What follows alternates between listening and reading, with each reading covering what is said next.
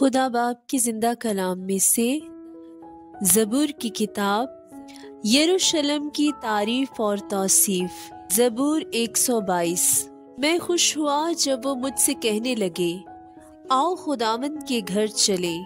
اے یروشلم، ہمارے قدم تیرے پھاٹکوں کے اندر ہیں۔